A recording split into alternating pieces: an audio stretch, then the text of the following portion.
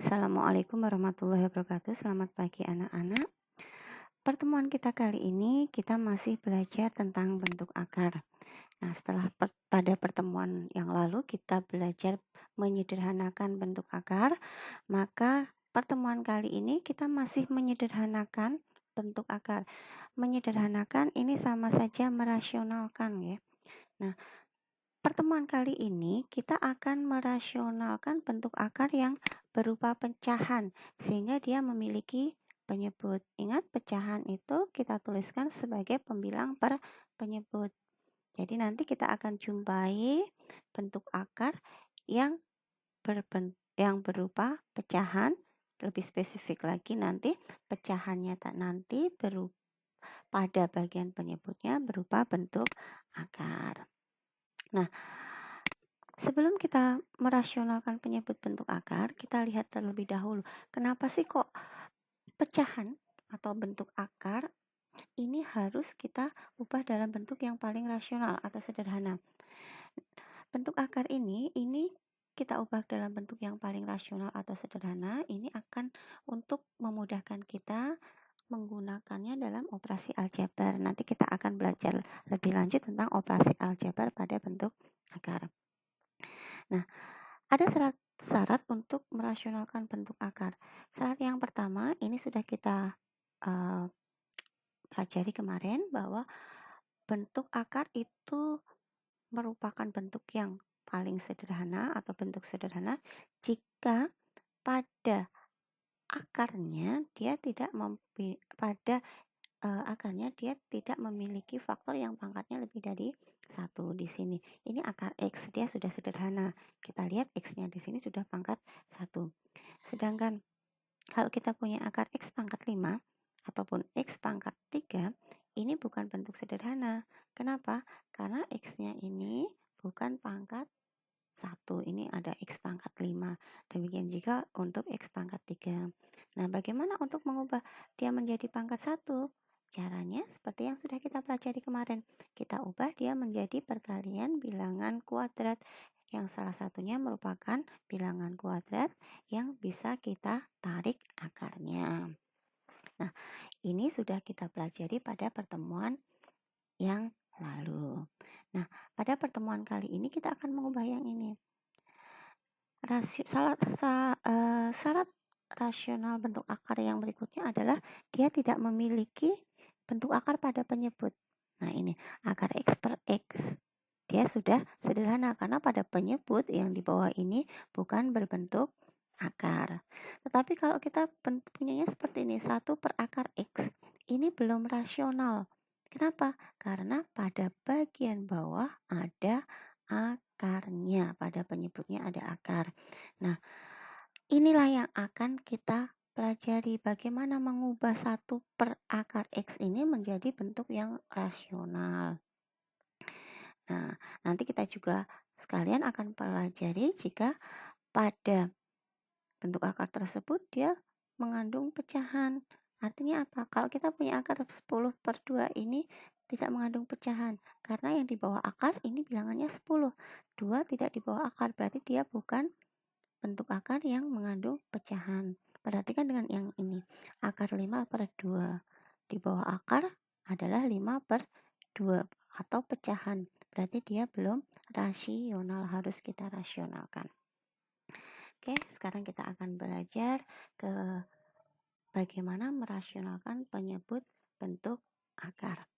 Nah, anak-anakku, pada dasarnya untuk merasionalkan penyebut pecahan yang berbentuk akar, ini ada 3 cara. Kita pelajari satu persatu caranya. Nah, kita akan pelajari cara pertama. Jika kita ketemu dengan pecahan berbentuk A per B, jadi pada penyebut ini ada bentuk akar dan bentuk akar tersebut hanya terdiri dari 1 faktor. Maka bagaimana untuk merasionalkannya? Untuk merasionalkannya, kita kalikan dengan akar B per akar B. Kita perhatikan pada penyebutnya, kita kalikan dengan akar B per akar B. Jadi kalau di sini 5, maka kita kalikan dengan akar 5 per akar 5. Sehingga A per akar B, ini akan sama saja. A per akar B dikalikan dengan akar B per akar B. Sama dengan A akar B per B. Kenapa B? Oke, kita perhatikan di sini, kita perhatikan contohnya. Nah, sekarang, Bu Nurul punya 3 per akar 5.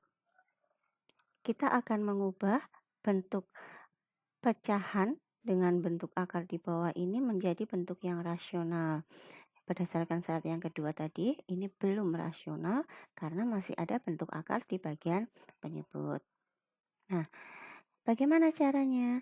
Penyebutnya akar 5, maka nanti baik pembilang maupun penyebut kita kalikan dengan akar 5. Sehingga 3 per akar 5 dikalikan dengan akar 5 per akar 5.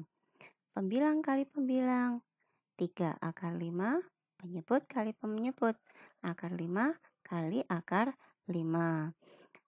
Sama-sama di bawah akar, berarti kita tuliskan 5 kali 5, akar 5 kali 5, akar 25. Akar 25 berapa?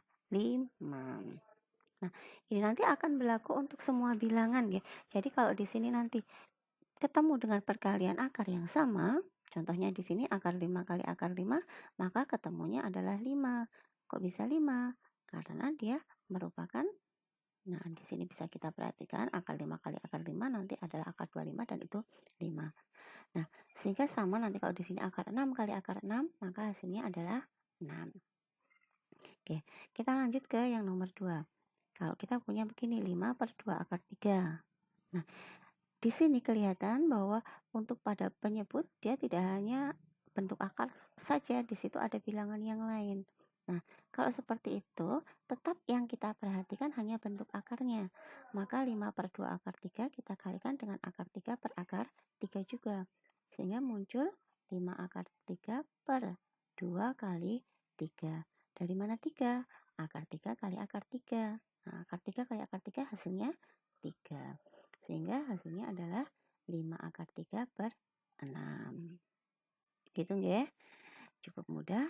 Kemudian sama untuk yang nomor 3. 2A per 3 akar 6A. Yang kita perhatikan cukup akar 6A saja. 3-nya tidak usah kita buat perkaliannya. Sehingga muncul 2A kali akar 6A 2A per 3 akar 6A kita kalikan dengan akar 6A per akar 6A.